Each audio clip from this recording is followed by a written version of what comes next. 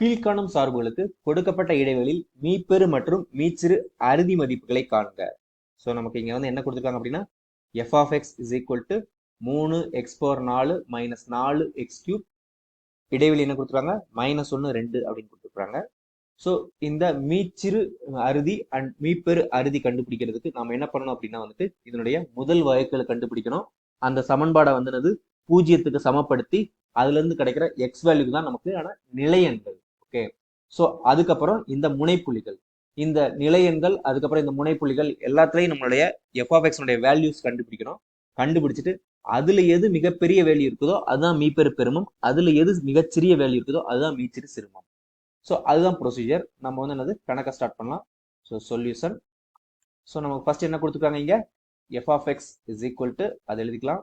F of X is equal to 3x⁴ minus 4x⁻3. இப்போ நம்ம வந்து எஃப் டேஷ் ஆஃப் எக்ஸ் கண்டுபிடிக்கலாம். F dash of X is equal to 3 இந்த x⁴ வந்து differentiate பண்ணணும் 4x³ minus 4 இங்க x³ டிஃபரன்ஷியேட் பண்ணா 3x².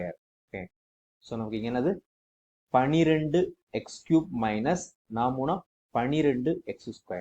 இதுதான் நம்மளுடைய எஃப் டேஷ் ஆஃப் எக்ஸ். இப்போ வந்து என்னது எஃப் டேஷ் ஆஃப் எக்ஸ் வந்து என்னது பூஜ்ஜியத்துக்கு சமப்படுத்துறோம். சமப்படுத்தும் நமக்கு என்ன கிடைக்குதுங்க 12x² வந்து என்னது காமனா வெளியே எடுக்கலாம். மீதி என்ன இருக்கும் இங்க x - 1 இஸ் ஈக்குவல் டு 0 அப்படின்னு இருக்கும். ஸோ இந்த பெருக்கல்ல வந்து என்னது 1 x² வந்து 0 இருக்கும், அல்லது x - 1 வந்து 0 இருக்கும். x² வந்து 0 இருக்குது அப்படின்னு என்ன அர்த்தம் x இஸ் ஈக்குவல் டு 0 இருக்கும், அல்லது x இஸ் ஈக்குவல் டு 1 இருக்கும். ஸோ நமக்கு நிலை எண்கள் கிடைச்சிருச்சு. ஸோ நிலை எண்கள் வந்து என்னது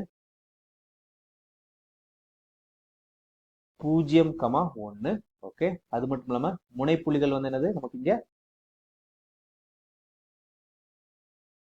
-1 2. ஸோ -1 2. ஓகே, ஸோ இப்போ நம்ம என்ன கண்டுபிடிக்க போறோம் அப்படின்னா எஃப் ஆஃப் எக்ஸ் வேல்யூ வந்து இந்த புள்ளிகளில் வந்து கண்டுபிடிக்க போறோம். ஸோ இப்போ நம்ம அதை ஸ்டார்ட் பண்ணலாம். ஸோ ஃபர்ஸ்ட் என்னது எஃப் ஆஃப் 0 கண்டுபிடிக்கலாம். எஃப் ஆஃப் 0ங்கிறது 0. அதுக்கப்புறம் எஃப் ஆஃப் 1 கண்டுபிடிக்கலாம். எஃப் ஆஃப் 1ங்கிறது 3 பெருக்கல் 1/4 மைனஸ் 4 பெருக்கல் 1/3. ஸோ நமக்கு என்னது 3 - 4 வந்து என்னது -1. ஓகே, அதுக்கப்புறம் நமக்கு எஃப் ஆஃப் -1 கண்டுபிடிக்கலாம். எஃப் ஆஃப் -1ங்கிறது 3 பெருக்கல் -1/4 மைனஸ் 4 பெருக்கல் -1/3. ஸோ இங்க வந்து -1/4 அப்படிங்கிறது +1 தான். ஸோ 3 பெருக்கல் 1 3. இங்க -1 அடுக்கு 3 அப்படிங்கும்போது என்னது -1.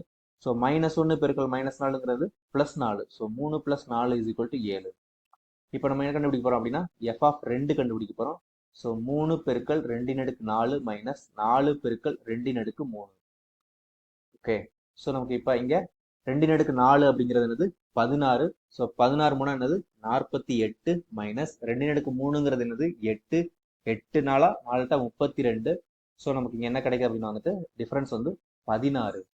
ஸோ நமக்கு எது வந்து கம்மியா இருக்குது -1ங்கிறது கம்மியா இருக்குது, 16ங்கிறது அதிகமா இருக்குது. ஸோ நமக்கு மீச்சிறு சிறுமம் அது வந்து என்னது -1. மீப்பெரு பெருமம் அது வந்து என்னது நமக்கு இங்க 16. ஸோ இதை தான் வந்து கேட்டிருக்கிறாங்க, அதை நம்ம கண்டுபிடிச்சிட்டோம்.